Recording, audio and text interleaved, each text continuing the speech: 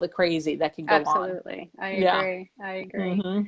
Well, we're talking about venues, and I know there's a couple of questions that I've gotten. How do you explain to a bride where she says, "Oh, my venue comes with the coordinator"? So, what's the difference between, maybe the venue coordinator and someone Right. like me, a certified wedding planner? Coming in like from an outside source. So That's there's right. a lot of difference. Now there are some, every venue does things a little bit differently. Some venues, they have someone who is going to handle, a lot of the setup on the day of. Some of them do a little bit extra. Some of them don't do anything other than book the space. And so we have to educate our clients so that they understand what venues do different things. Now, Right. even hotels, country clubs, private venues who have an on-site coordinator, that does not mean that they do what we do. What it means is they are there on site to ensure that everything to do with the venue is in place.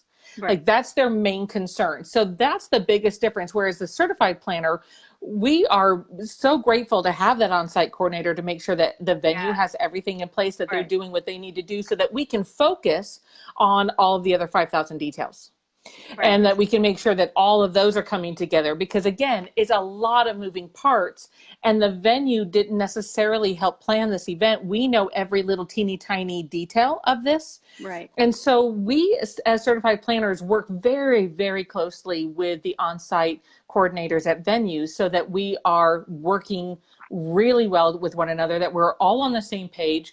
I usually ask my venue coordinators to give me everything that they need from the couple so that I can be working on all of that during the planning process, and then Hmm. hand it to the coordinator at the venue on a silver platter. But Right. I mean, honestly, I've always worked beautifully with the venues, and venues. 30% of those are certified venue professionals, and through the Bridal Society, they That's understand right. Yes. how important having a relationship with a certified wedding planner is, because the job at, a catering manager's job at a hotel, it's basically to sell the space and to do a million other jobs that are there.